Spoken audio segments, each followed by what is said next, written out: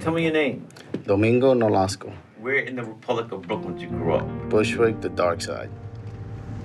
This is Bushwick. Welcome. Back in the 80s, there was a light side and the dark side. The dark side was where everything went down. The light side was where people kind of wanted to live. We are on the light side of Bushwick. The first time we met, who did I say you looked like? John Leguizamo.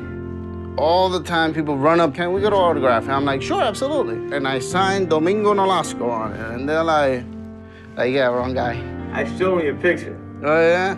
He does look like... Yeah, I was like, oh, we do. Yeah.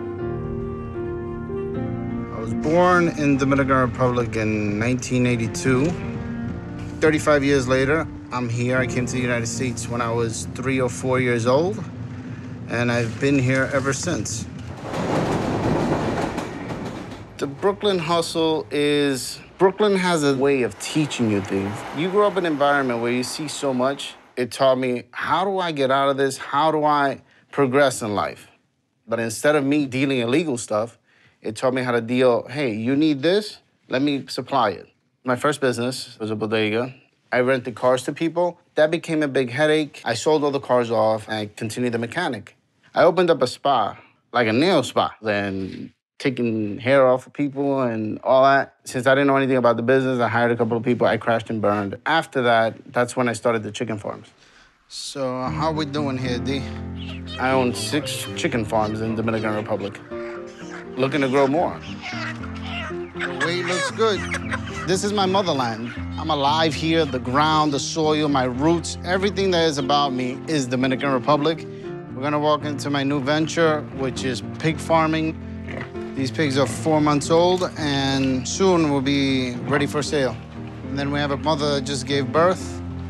The Brooklyn hustle can be brought anywhere, and this is where I brought it. We're here in the Dominican Republic, in Navarrete, where I was born. Grupo Nord, where the company started. The name Grupo Nord comes from the abbreviation of my last name and my business partner's last name. Where you from? We're from Brooklyn. I went to Bushwick High School. I went to Frankie K. Lane. We're Bushwick boys. This is our second location of where we distribute processed chickens. Cheers, buddy. Another year or two, you be kicking Frank Perdue in his ass, huh? Chasing him. Grupo Nord!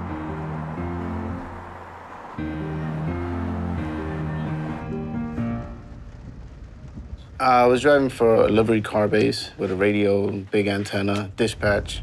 You never know who you would put in the back of the car. Somebody got in and somebody else got out. For Uber, it's like a 360. The person you're picking up, you have their information, they have yours. There's zero money exchange.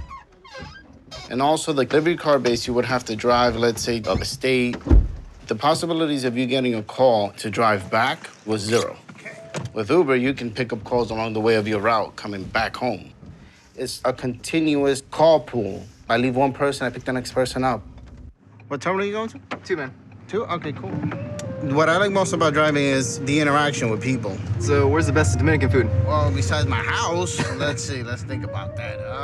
Uber offers that, to be able to have an interaction with different people, whether they live on your block or 100 miles away.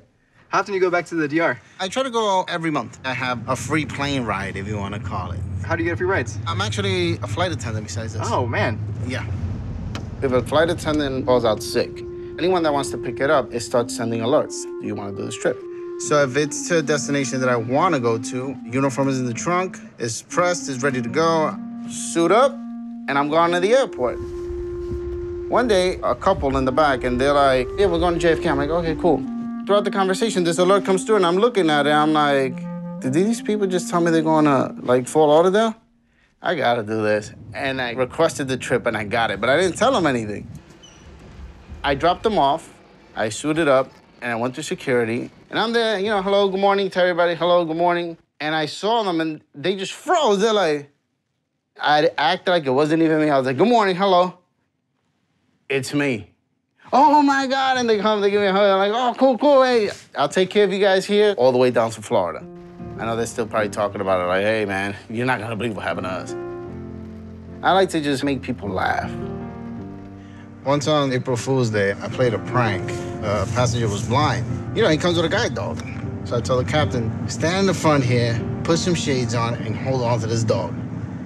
Sure enough, as everybody's coming on, good morning, hello, hello, everyone's looking at me like, is he really blind? Like trying to whisper in my ear. I'm like, yeah, but you know, cockpit is all set up for Braille and everything, and yeah, he's good, man. He's one of our best. And finally, at the end, we're like, hey, no, he's not really blind. We're just kidding, man. Happy April Fool's Day.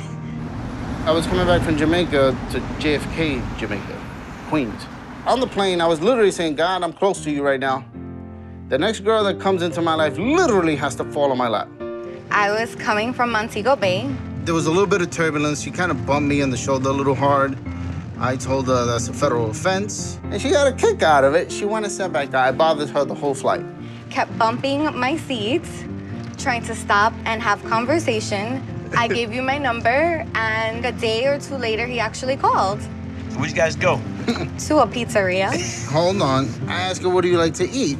She's like, just take me to eat pizza. Of course, later on I find out that's all she eats, but it's okay. Not all I eat. Well, most of it. And you showed up in a Lincoln, and I'm like, ooh. Yeah, no, I had a partition, and she had to stick her head through the hole to talk to me. She ate like 6 slices of pizza. That's half a pie. She ate Two like slices. 6 slices. 6 slices, half a Can pie. you eat 6 slices though? I could eat 6 Exactly. if I'm really, really hungry. I know what? wasn't You know really, what? 6 really slices of hungry. pizza. 2. I was like, wow, babe, you really don't care about what other people may think.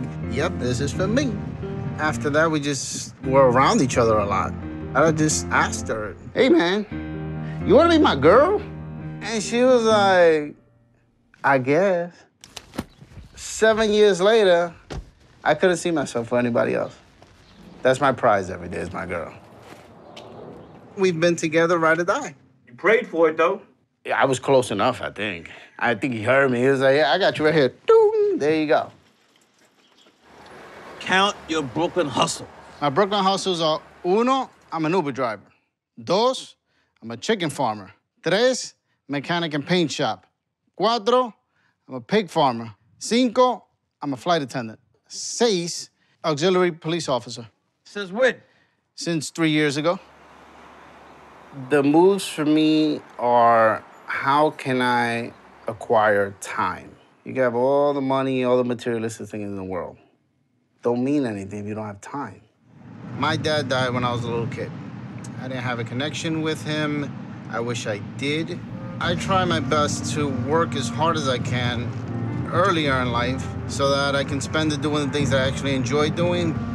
Uber's offered me the ability to work as much as I want. Since I love to work, it progresses into everything else that I do. The day my girlfriend tells me that she's pregnant, I slow down completely in the sense of that I can spend the most time as possible with my child.